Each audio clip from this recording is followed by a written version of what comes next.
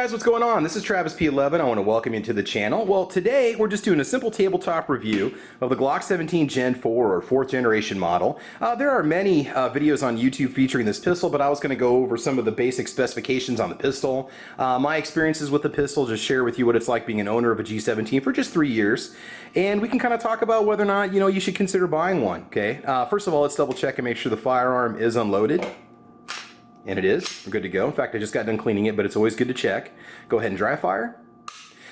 Just a few specifications on the pistol for starters. The pistol is 7.95 inches long. It is 5.43 inches tall or high. Okay, and length between the sights is 6.49 inches. Barrel length is 4.48 inches. Unloaded is 25.06 ounces. Loaded is 32.12 ounces. That's with 17 rounds, or I don't know if that's 17 or 17 plus 1, but that's just plus or minus maybe an ounce. Trigger pull is 5.5 pounds. Trigger travel is a little under a half an inch. Barrel rifling is a right hand hexagonal twist, I guess you could say. It's a little bit non-traditional in terms of the barrels that you find, the way that they cut the grooves and lands and so on, and the rifling in the barrel itself, or the way it's twisted, I should say. And again, your capacity is going to be 17 or 10, depending on the state that you live in. Maybe 15. It all depends on where you are. I've had this pistol for 3 years. It's been nothing but reliable. It's been a very comfortable pistol to shoot, low recoil, easy to get a purchase on. It's the kind of gun that I let a lot of people shoot if they've never fired a pistol before. It's a good starter pistol for an adult. In fact, this pistol right here is being sold to my best friend because his wife wants it. And she wants her own gun. She's ready to start getting, into concealed carry and practicing with the pistol and so on. So this one's going to go out, and I'm actually going to replace it with another Glock 17, either Gen 3 or Gen 4. I don't know exactly which way to go. There's so many different options for me. I'll consider that after we go ahead and make the sale. But anyway, back to the gun. The trigger, if you fired a Glock before, you're already familiar with the trigger.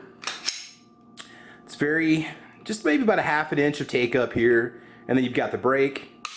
Okay, check the reset. Everybody says this. Short reset, very crisp. Okay, very consistent. You know when it's going to break, no surprises. From an ergonomic standpoint, you've got a nice full-size grip. You can get an excellent purchase or grip on, depending on how you want to use the terminology. Stippling or texture is aggressive enough to keep it in your hands, even if you've got sweaty palms at the range. You do have an ambidextrous magazine release, so you can swap sides on it. In fact, my wife's a lefty, so most of the time the mag release is on this side to help her because this is used as a home defense gun. Your slide stop or slide release is not ambidextrous. That's one issue you might run into, although you can simply top charge it if you need to. And overall, it's been a great gun. This particular pistol has around probably 700 rounds through total, which is really nothing. There are people that shoot that every month, maybe 1,000 rounds a month, but it's been very reliable. I've had no problems with it. I made no modifications to it.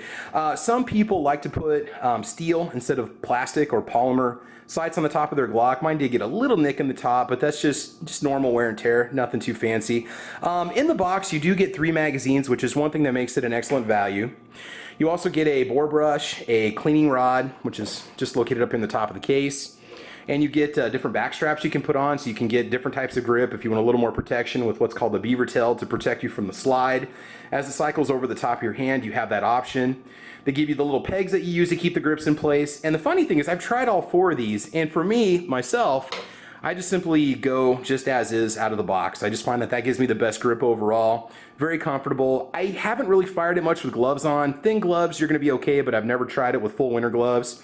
And I had a TLR-1 tactical light or weapon light mounted to the front of it. I don't know if this is just considered standard Picatinny or not, but the TLR-1 will fit it if you want a nice, maybe higher end light for home defense. It's going to do the job for you. You have a lot of options when you buy these Glock 17s. You can buy them with different origins of manufacture. This one was made in Georgia in the United States. You can get an Austrian-made 17. They've got Gen 3, Gen 4, different colors, different optical options, sights, and so on. And I just went with the plain Jane model. I want to say that I paid a little under $500 with tax out the door. It was purchased from SS Pawn in Lexington, Nebraska, and I'll have their contact information for you in the bottom of the video. And these 17s go on sale from time to time up on gungenie.com, which is the Davidson's gun distribution website.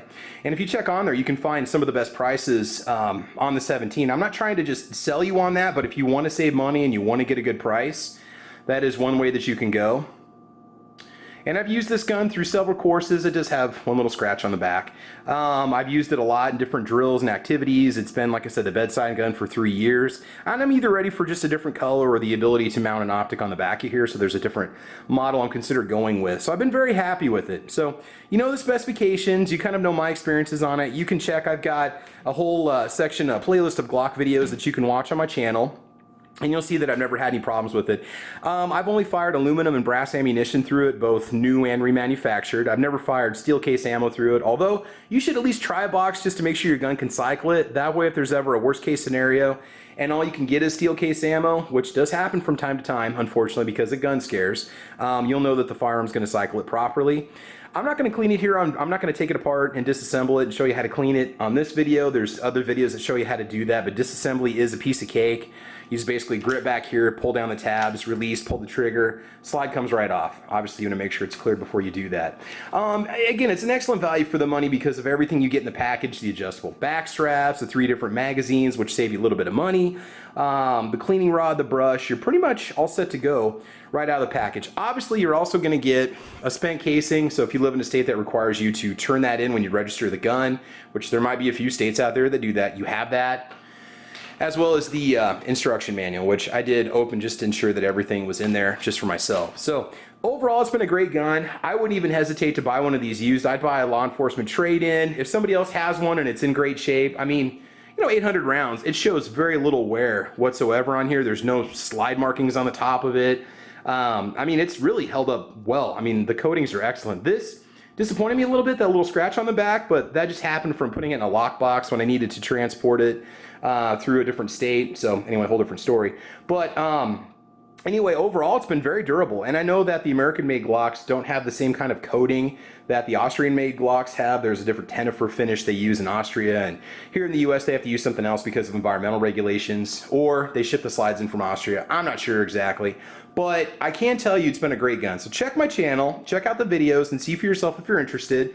Again, if you're just going to get one gun, this is one of the ways you can go. I'm going to say one of the ways because there's a lot of awesome other options out there. You've got the M&P 9 you can buy. You got the Ruger SR9. You've got Sig Sauers. You've got Berettas. You've got a slew of great options that are out there. And so if you don't know which way to go, you're going to be okay starting here.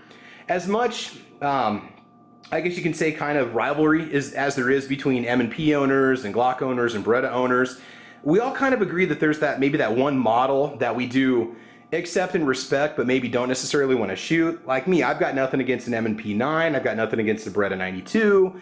You know, Beretta guys and Smith & Wesson guys might not want to admit it, but really there's nothing inherently wrong with the Glock 17. Now I know I'm just representing the entire Smith & Wesson and Beretta fan base and speaking on their behalf, but it is pretty hard to argue that the Glock 17 is not a good pistol. Okay, now there's gonna be people that say, oh, it's polymer junk and whatever, but I'm just telling you as a user of 3 years, somebody who's put enough rounds through it to trust my life to it, it's been a fine gun. There's been no problems with it. I'm gonna be a little bit sad to see it go, but again, like I said, in its place, I'm just gonna put something just as good as what I have right now. So there you go. All right, guys, so that's a lot of information in about 8 minutes and 30 seconds. Just kind of help you get through this basic tabletop review. You can decide if it's the way that you want to go or not. If you ever go to a range or if you know somebody that has a G17, go out there and shoot it, test it, try it, see what you think about it. I don't think you'll be disappointed. I mean, you got to understand, guys, when it comes to pistols, there's a lot of guns that you might shoot good, but they're not necessarily comfortable. It's hard to find that one gun that fits everybody's hand perfectly. So you might find there's something about the Glock you don't like and you like the M&P better. Well, great, go the M&P route or go the Ruger SR9 route or whatever you want to do, right? Go the Beretta route. Just find something that's going to work for you. That's the most important thing, okay? All right, guys, so if you liked the video that you just saw, please like or subscribe. You can check me out on Facebook, Twitter, Instagram. I'm also on gunchannels.com with Caliber Corner is the name of my page, or you can also check me out on the Ordinary Average Guy Gun channel on gunchannels.com. You can also support the channel directly on Patreon. I'll keep bringing you guys range videos and test videos. And while I might have the hookup on the firearms, I don't necessarily have the hookup, so to speak, on the ammo. All that's generally bought out of pocket or bought with YouTube funds or Patreon funds. So anything you can do always helps out, just to let you know. All right, so there you go, guys. Thanks for joining us today. I want you to have a great week, guys. I want you to have fun. I want you to be safe. And as you know, we will talk to you soon. All right, take care. Bye-bye.